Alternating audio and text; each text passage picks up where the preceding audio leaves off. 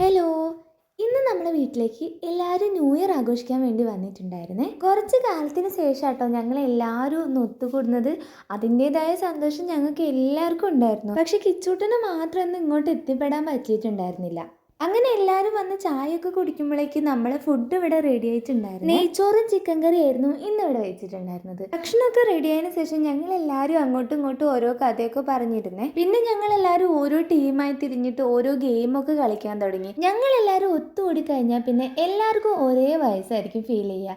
കാരണം ഒരാൾ ഒന്നും പുറകോട്ട് നിൽക്കാറില്ല. അങ്ങനെ കുറേ നേരത്തെ ഗെയിമൊക്കെ കഴിഞ്ഞതിന് ശേഷം ഞങ്ങൾ എല്ലാവരും ഭക്ഷണം കഴിക്കാൻ ഇരുന്നു കേട്ടോ. അച്ഛൻ ഞങ്ങൾക്ക് വേണ്ടി മധുരക്കള്ള് മേടിച്ചിട്ടുണ്ടായിരുന്നു. അങ്ങനെ അതൊക്കെ കുടിച്ച് ഞങ്ങൾ ഇരിക്കുമ്പോഴത്തേക്കും മാമൻ കേക്കുമായിട്ട് വന്നിട്ടുണ്ടായിരുന്നു. കേക്കൊക്കെ മുറിച്ച് കഴിഞ്ഞപ്പോഴാണ് നമ്മൾ ആലോചിക്കുന്നത്, നമുക്കൊന്ന് വൈൻ അങ്ങോട്ട് പൊട്ടിച്ചാലോ. നമ്മൾ വൈൻ ഇട്ട് വെച്ച വീഡിയോ ഇതിന് മുന്നേ ഞാൻ പോസ്റ്റ് ചെയ്തിട്ടുണ്ടായിരുന്നു.